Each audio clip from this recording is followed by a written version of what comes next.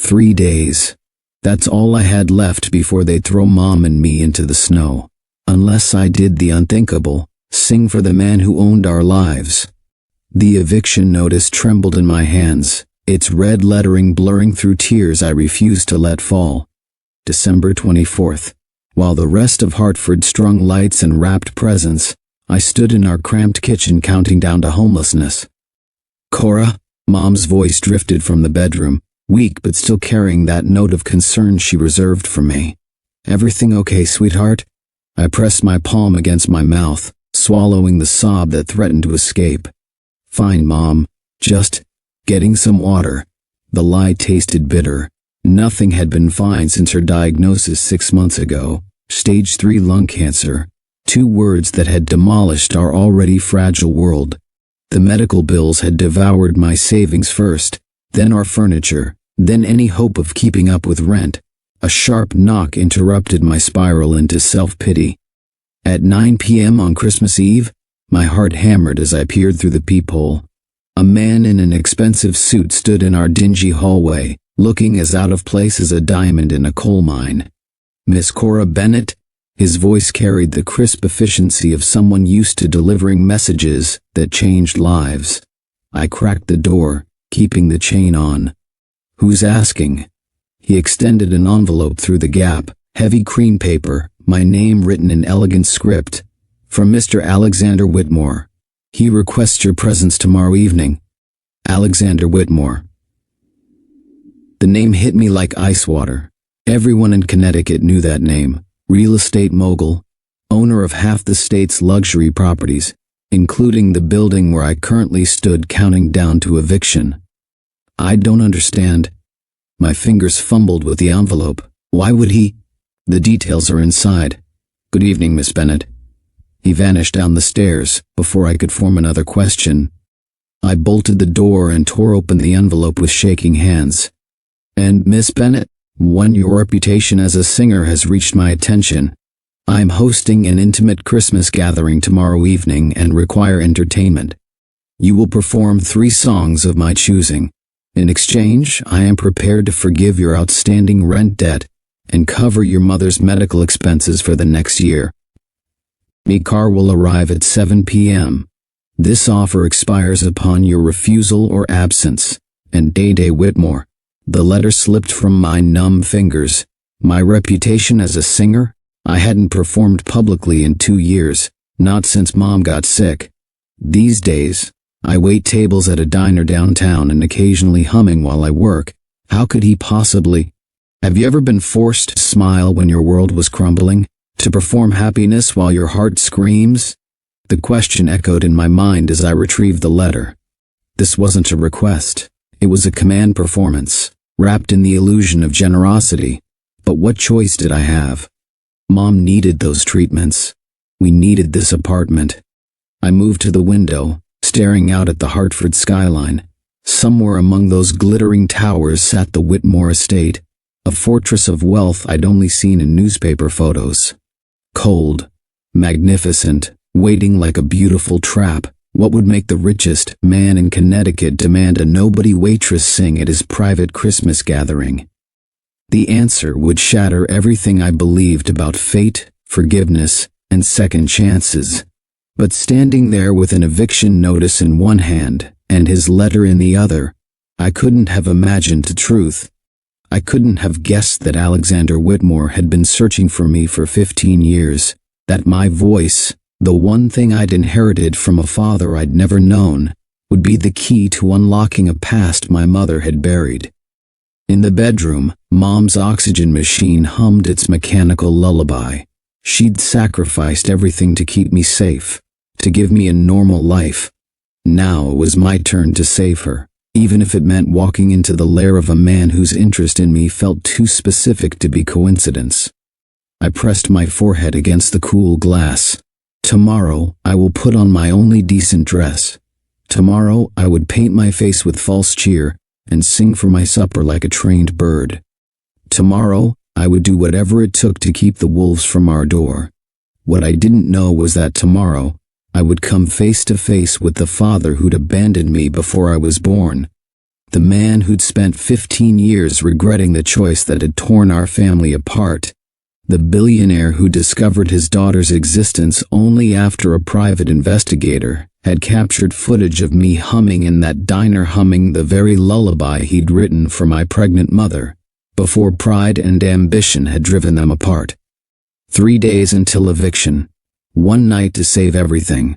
One performance that would change the trajectory of 2 broken lives forever. The letter crinkled in my fist as I made my decision. I would go, I would sing, and I would walk out of that mansion with my mother's future secured, no matter what it cost me.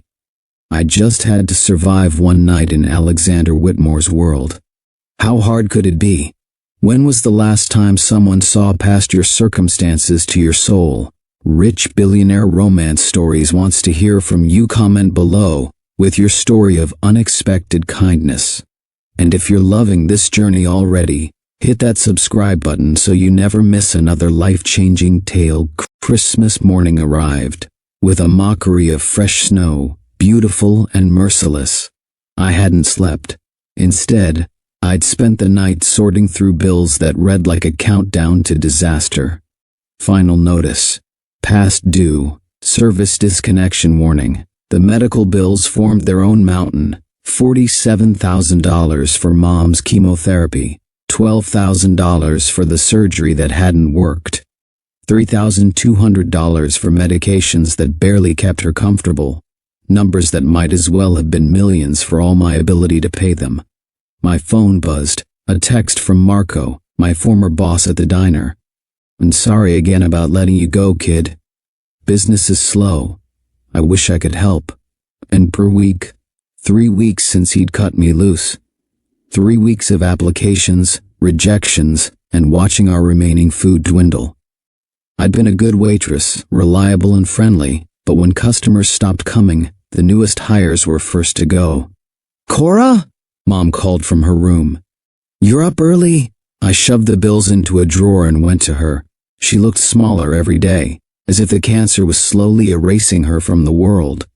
But her eyes, those stayed sharp, too knowing. "Couldn't sleep," I admitted, adjusting her pillows. "How's the pain?" "Manageable." She caught my hand. "You're worried about something. The rent?" I'd hidden the eviction notice, but mothers always know. "It's handled." "Cora Marie Bennett, don't lie to your dying mother." "You're not dying." The words came out harsher than intended. "And I said it's handled. I have a singing job tonight." Her eyebrows rose. "Since when are you singing again?" "It's just a private party. Good money." I busied myself checking her medication schedule. "I'll be back late." "Whose party?" The question I'd been dreading. "Alexander Whitmore's." The pill bottle slipped from her fingers, scattering white tablets across the blanket. Her face went pale, paler than the cancer had already made it. "No," the word came out strangled. "Cora, you can't." "Mom, what's wrong?" I'd never seen her react this way to anyone's name. "Do you know him?" She turned away, her breathing labored.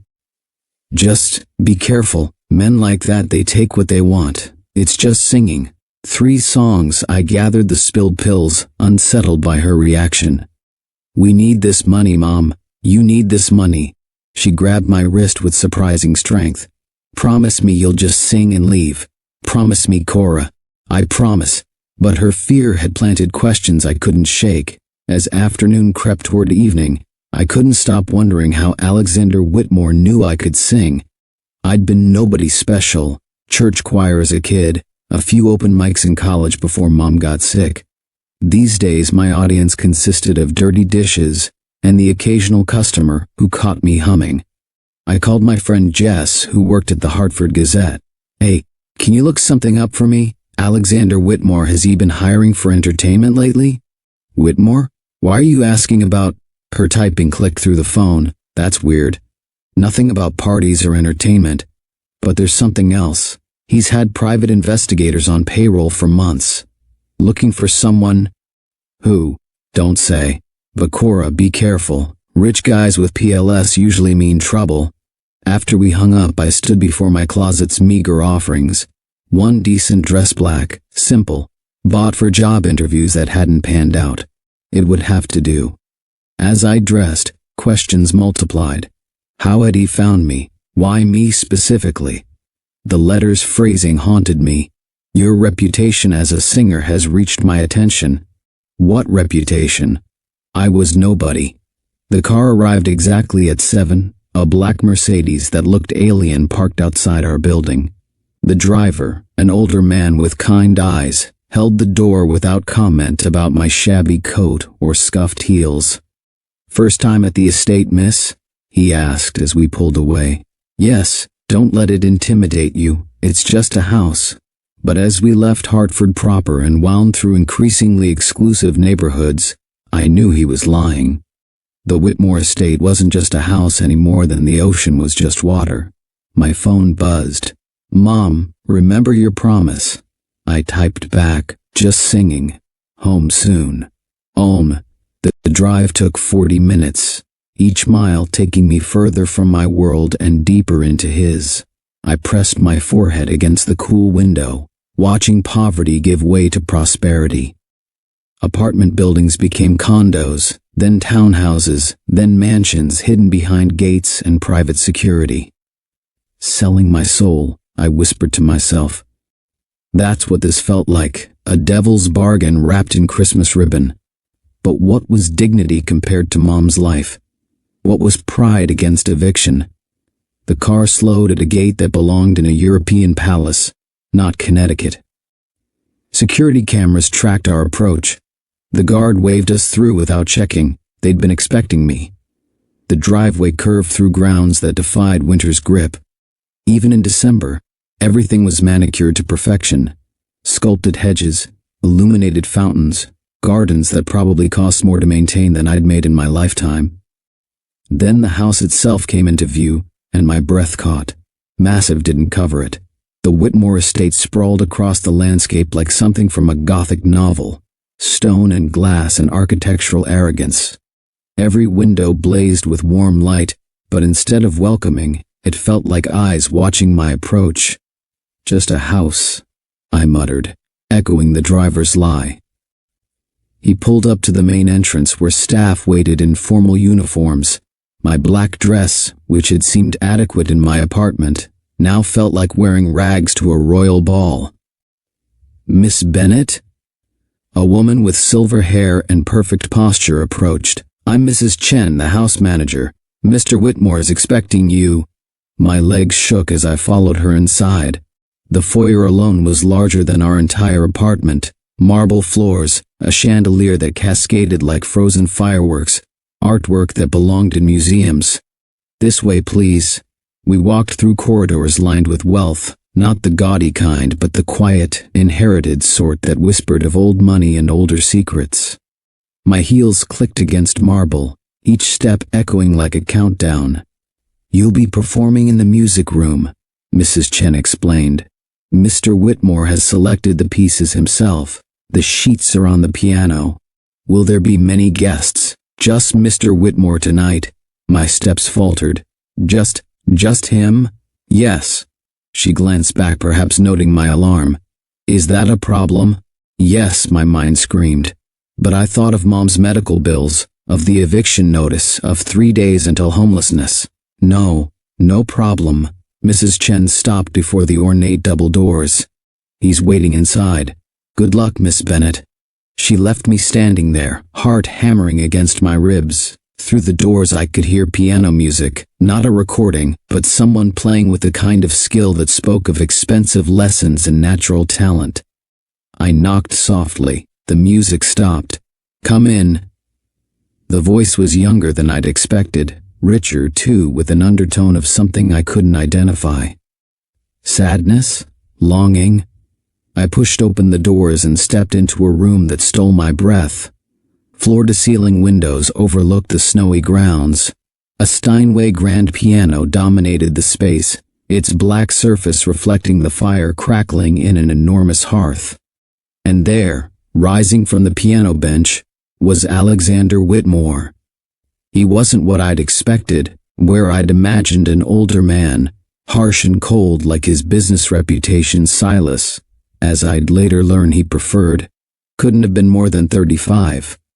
Tall, yes, with the kind of presence that commanded attention. But his eyes were the saddest I'd ever seen. They were also exactly the same shade of green as mine. Cora. He said my name like a prayer, like he'd been waiting years to speak it. You look just like her. Like who? But he'd already turned away, his hands clenched at his sides. When he faced me again, whatever emotion I'd glimpsed was locked away behind a businessman's mask. Thank you for coming. Shall we begin? The music room fell silent, except for the crackling fire. Silas Whitmore stood motionless by the piano, his gaze never leaving my face. There was something unsettling about the way he looked at me, not with a businessman's calculation, but with an intensity that felt deeply personal. Please, he gestured to a velvet armchair. Sit. I remained standing. I came to sing, Mr. Whitmore. And you will. He moved closer, each step deliberate. But first I need to look at you. He stopped an arm's length away. In the firelight, his features shifted between shadows and clarity, high cheekbones, strong jaw, and those haunting green eyes that mirrored my own. Your mother, his voice caught. Is she well? The question knocked me off balance. You know my mother? Once, pain flashed across his face. A lifetime ago. He turned abruptly, walking to the windows. I heard you singing 3 weeks ago. At St. Francis Hospital, memory clicked into place. A quiet afternoon in the cafe between Mom's treatments. I'd been humming while stirring sugar into terrible coffee. You were there? Visiting my wife's grave. His shoulders tensed. I do that every year on our anniversary. But that day, I heard music. Your voice. He pressed his forehead against the glass. I thought I was imagining things. It was her lullaby. What lullaby? The one I wrote 16 years ago. For a woman I loved. For the child I... His voice broke. The child I never knew existed. My coffee cup had shattered on the hospital floor that day. I remembered a tall figure hurrying away, but I'd been too busy cleaning up to notice more. Sing for me. He turned back, composure restored. Oh, holy night. The arrangement on the piano. My hands trembled as I lifted the sheet music. The arrangement was complex, beautiful, and hauntingly familiar. I'd grown up hearing Mom play it exactly this way. The piano accompaniment began, Silas's fingers drawing music from keys like he was pulling emotions from air. I closed my eyes and let the first notes rise. Oh, holy night, the stars are brightly shining. The melody poured out pure and clear, filling the vast room. I'd always lost myself in this song, letting it carry me beyond circumstances, beyond worry. Tonight was no different. All on your knees, oh, hear the angel voices. When I opened my eyes, Silas had stopped playing. The piano fell silent, but my voice continued, now haunting and raw without accompaniment. In the firelight, tears tracked down his face. He didn't try to hide his emotion. Instead, he stood slowly, one hand gripping the piano for support. 16 years, he whispered. 16 years of searching, and you were here all along.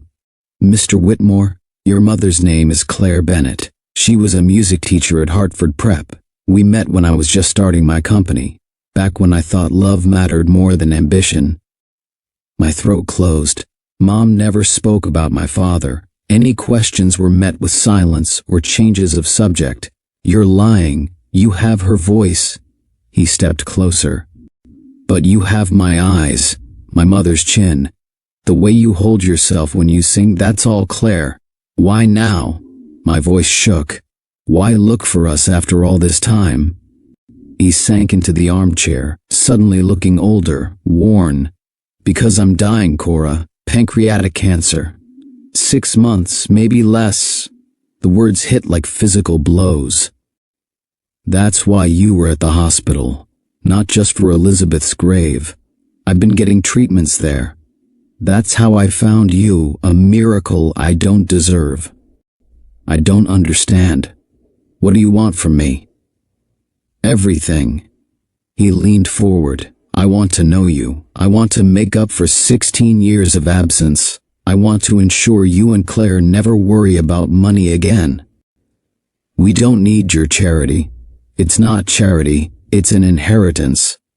I'm making you my heir, Cora. Everything I own, the properties, the companies, all of it, I'm leaving to you. The room spun. You can't just, I can, I am. He pulled out a folder thick with documents. Full medical coverage for Claire. The best doctors, experimental treatments if needed. Your apartment building? It's yours now. Every property I own in Hartford, yours. I've already started the transfers. I backed away from the papers, from him, from everything this night was becoming. This is insane. You don't know me, but I want to. Let me try, Cora. Let me be your father for whatever time I have left. And if I refuse, then take the money anyway. Take care of Claire. Let me do this one thing right before I die. I stared at him, this powerful man brought low by illness and regret. Part of me screamed to run, to protect myself from hope that could shatter. But another part, the part that remembered lonely birthdays and father-daughter dances I'd never attended, wanted desperately to believe. Mom never told me about you. She had her reasons, he smiled sadly. I was cruel when she told me about the pregnancy, focused on building my empire. By the time I realized my mistake, she'd disappeared, changed her name. I looked, but... He gestured helplessly. Claire was always better at disappearing than I was at finding. The fire popped, sending sparks up the chimney. Outside, snow began to fall again, adding another layer of white to his pristine grounds. In my pocket, my phone buzzed, probably Mom wondering where I was. Mom, who'd raised me alone. Who'd worked 3 jobs sometimes to keep me fed. Who'd never complained, never blamed, never spoke of the man who'd chosen ambition over love. I need time, I said finally. To think, to talk to Mom. Of course. He stood, moving to the piano again. But Cora, will you sing with me once more? Please. His fingers found the keys, beginning the lullaby he'd mentioned. The melody was simple, sweet, and I knew every note. Mom used to hum it when I couldn't sleep. As I sang his lullaby back to him, I watched tears fall onto the keys, and despite every wall I'd built, every reason to run, I felt something crack open inside my chest. Hope, maybe. Or forgiveness. Or both. The lullaby's final notes faded into silence.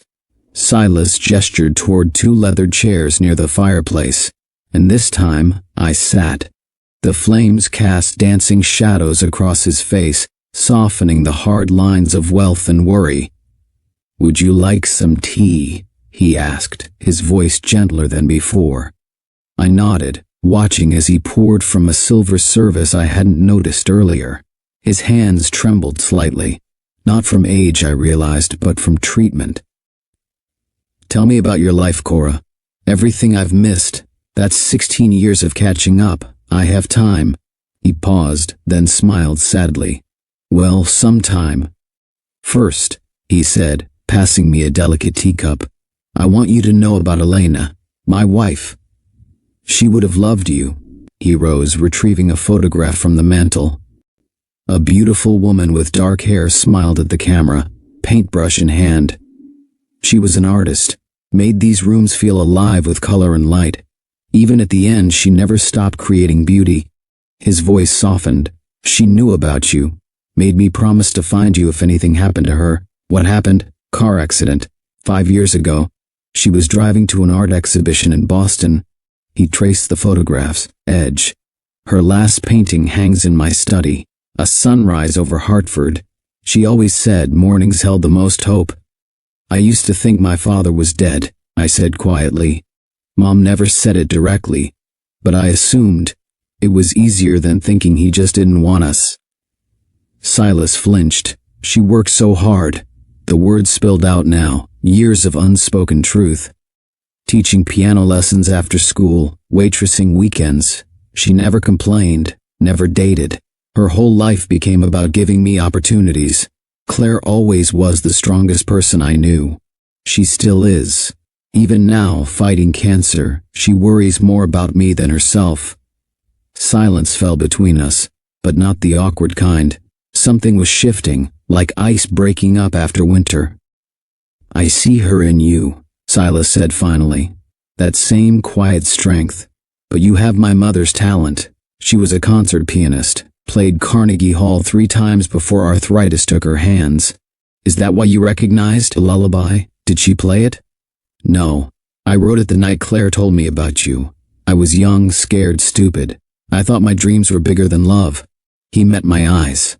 I've regretted that choice every day since. As if on cue, Mrs. Chen appeared with a garment bag. The car is ready, sir. All ready? I glanced at my phone. Nearly midnight. One moment. Silas took the bag, removing a coat I recognized from designer windows I'd never dared enter. Please. It's freezing out there. I can't. Consider it 16 years of missed Christmas presents. The cashmere felt like clouds against my skin. He helped me into it with paternal gentleness that made my throat tight. I'd like to see you again, he said as we walked toward the foyer. Weekly if you're willing. We could call them music lessons. I still played decent piano. And the real reason? Because I'm selfish. Because I want to know my daughter before. He didn't finish. I thought of Mom, of her warnings about wealthy men and their motives. But I also thought of her, alone all these years, carrying secrets that must have weighed like stones. Thursdays, I said. I'm free on Thursdays. Mom was awake when I returned, the oxygen tube trailing as she sat in her favorite chair. You're late. Her eyes narrowed at the coat. What happened? I sank onto the couch, suddenly exhausted. He's dying, Mom. She went very still. Who's dying? Silas Whitmore, my father. The words felt strange on my tongue. He has cancer, like you. He's been looking for us for years, Cora. Why didn't you tell me? About the lullaby? About his mother being a pianist? About any of it? Tears filled her eyes. I wanted to protect you from hoping, from being disappointed like I was. He's different now. Men like that don't change. Maybe they do when they're running out of time. I moved to kneel beside her chair. He wants to help us, Mom. With your treatments, with everything we don't need.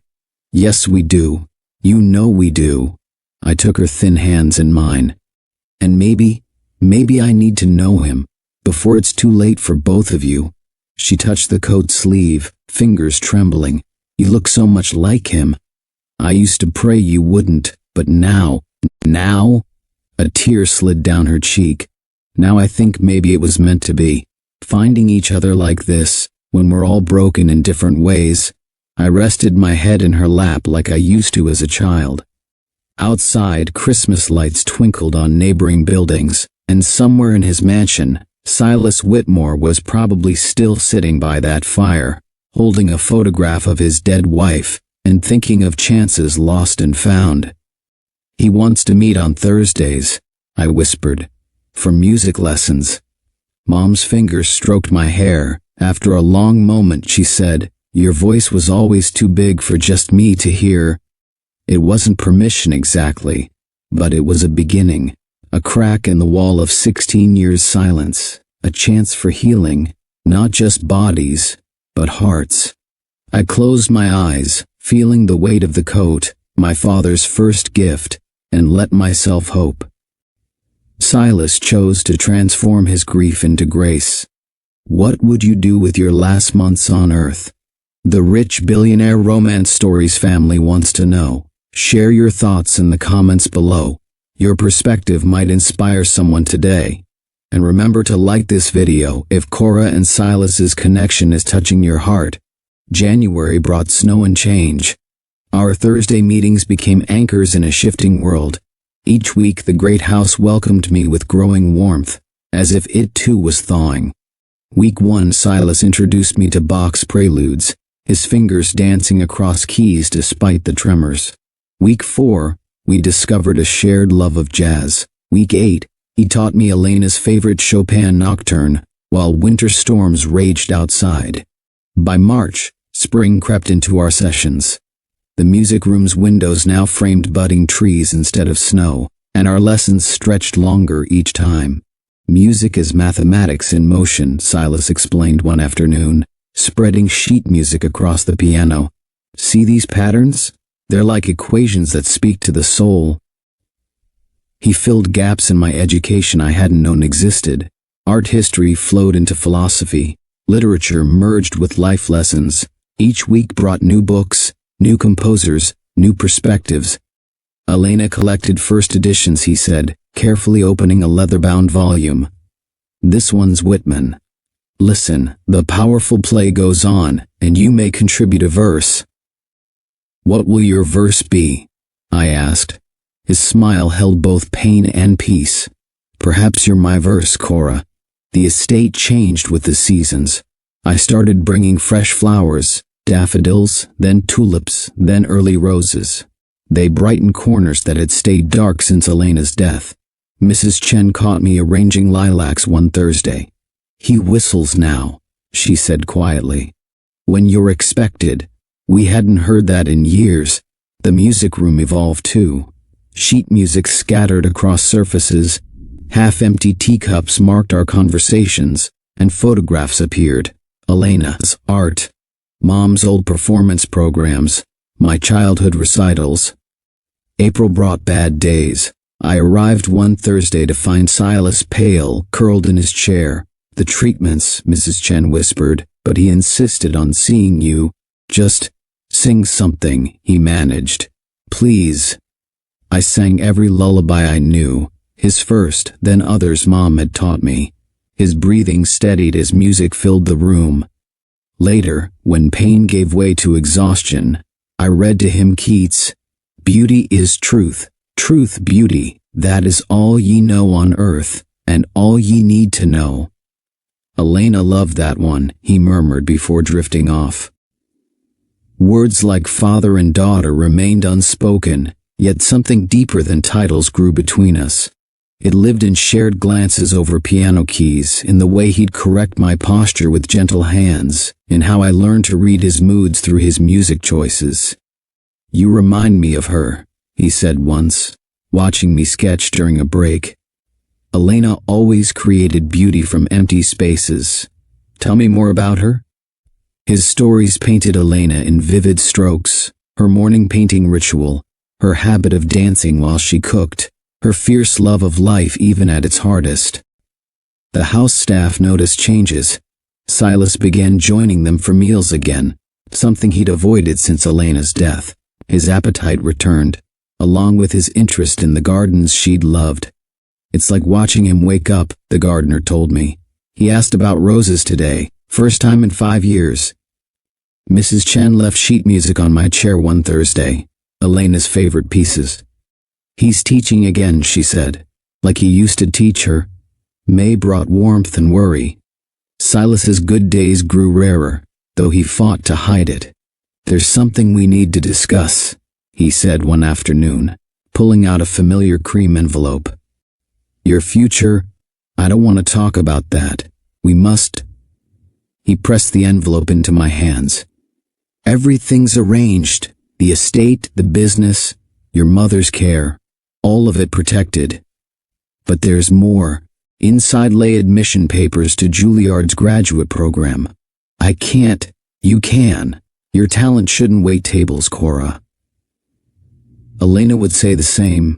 Our last deep conversation came on a perfect June evening. We sat in Elena's garden, watching sunset paint the sky in colors she would have loved to capture. What makes a life worthwhile? I asked, voicing the question that had haunted our meetings.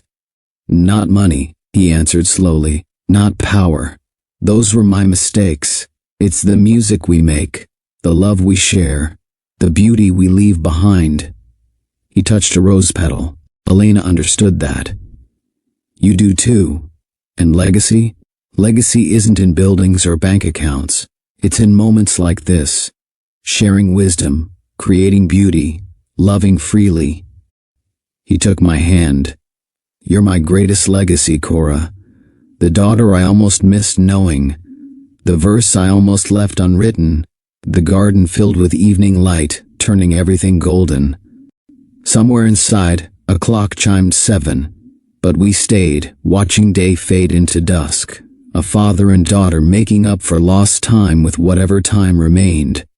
"Sing the lullaby," he whispered. "One more time." So I sang as stars appeared, my voice carrying the melody he'd written 16 years ago. A love song for a child he hadn't known he wanted, now a bridge between past and future, loss and finding, endings and new beginnings. July brought heat and inevitability.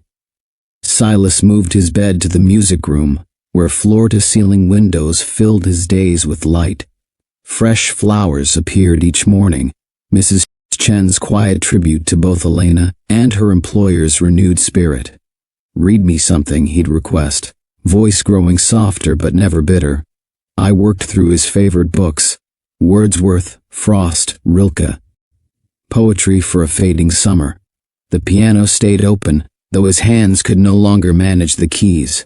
"Play for me," he'd whisper during sleepless dawns. "Anything, everything." Thursdays became every day. I moved into the guest suite down the hall, unwilling to miss these precious final moments. Mom understood, managing her own treatments with quiet grace.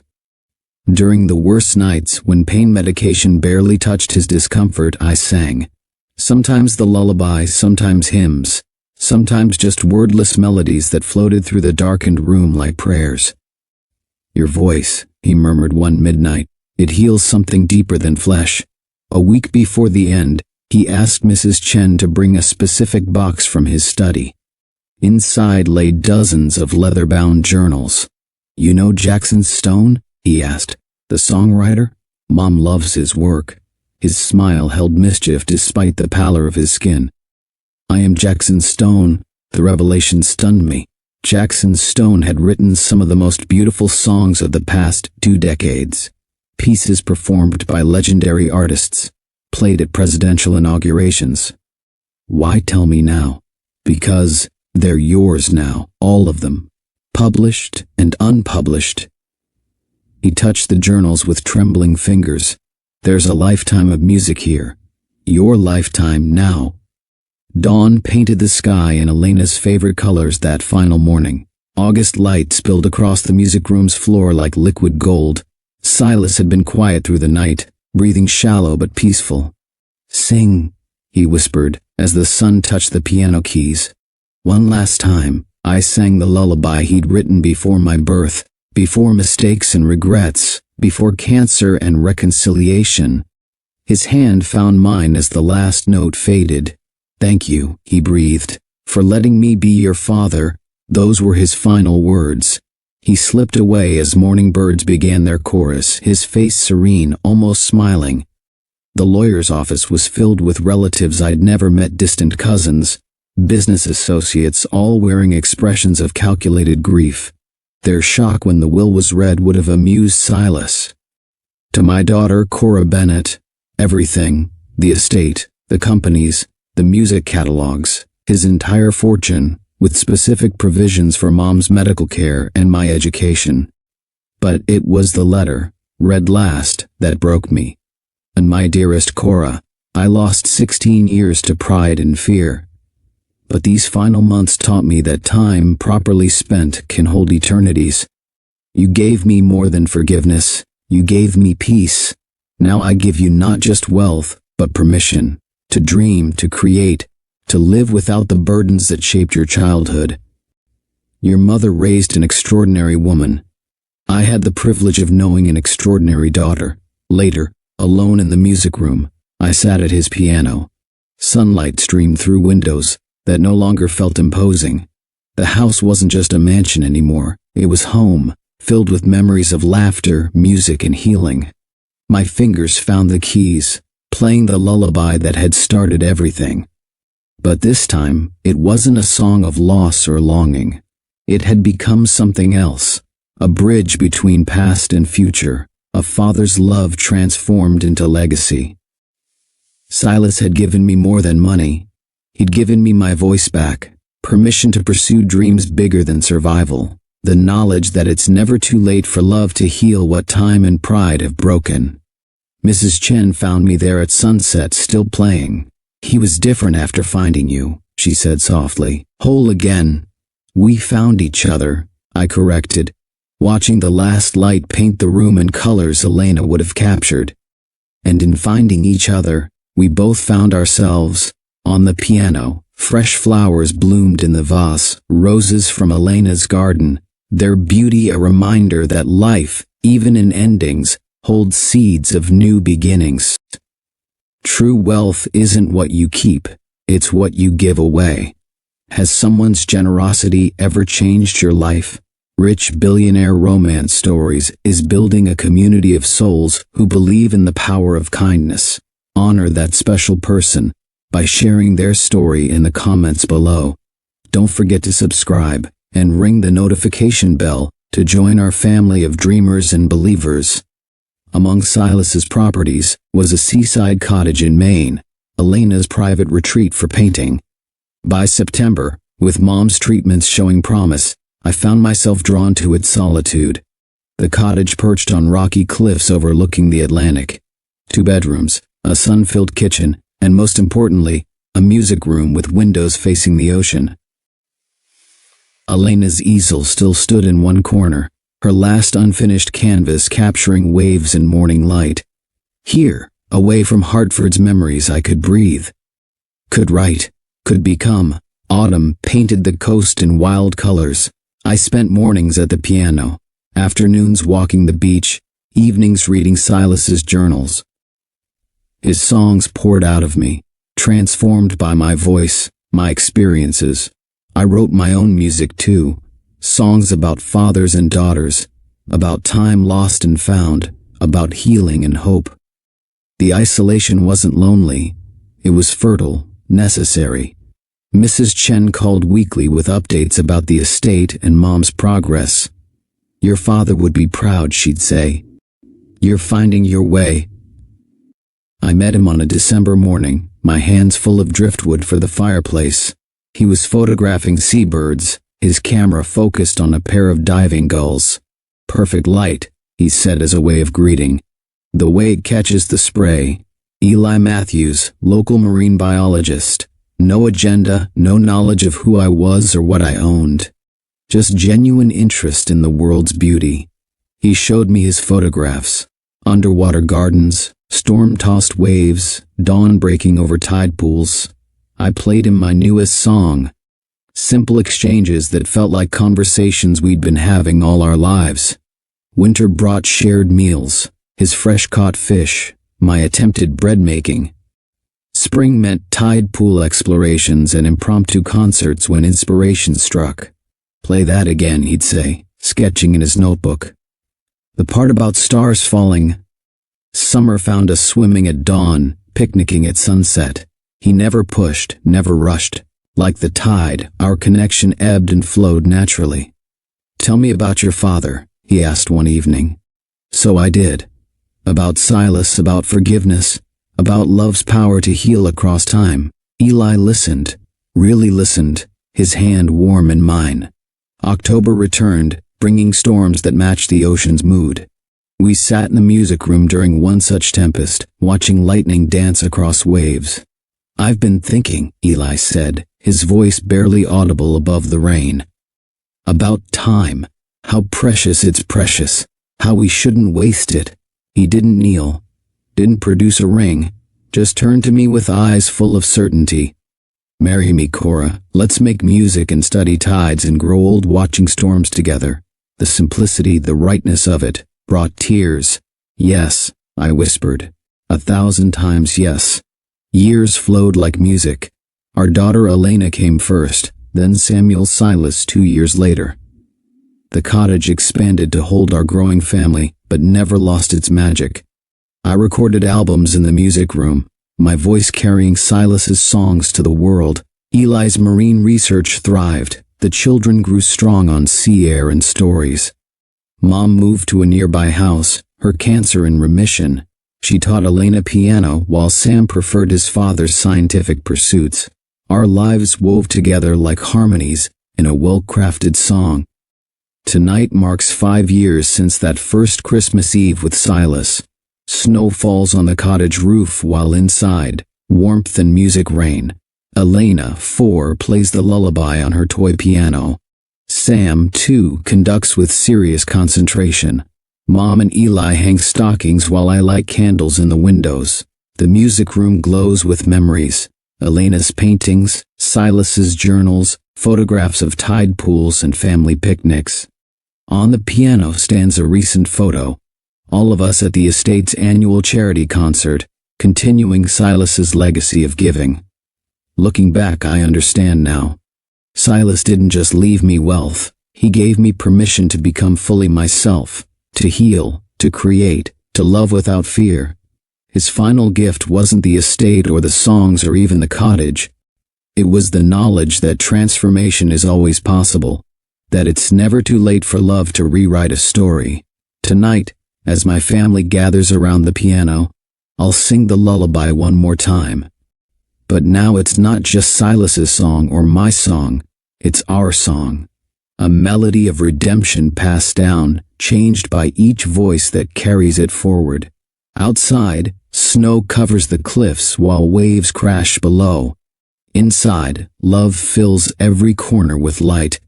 This is Silas's true legacy, not the money or music, but the miracle of broken things made beautiful again. I touch the piano keys, feeling Eli's arms around me, hearing the children's laughter, sensing Mom's peaceful presence. And somewhere, I believe, Silas and Elena are smiling. The lullaby begins, and with it, another chapter in our ever-unfolding story. 20 years after Silas's passing, I sit at another piano in a different kind of music room. The Whitmore Foundation's Youth Arts Center buzzes with afternoon activity. Through the windows, Hartford's skyline reminds me how far we've all come. My students come from neighborhoods like the one where I grew up. They carry dreams bigger than their circumstances, just as I once did. Maria stands before me now, 12 years old, fingers twisting her worn sweater. Her voice, when she sings, holds that rare magic. Pure, untrained, powerful. But today she's fighting tears. We can't afford the program anymore, she whispers. Mom lost her job and I see myself in her trembling hands, her desperate eyes. Christmas Eve. So many years ago, holding an eviction notice and feeling hope slip away. Maria.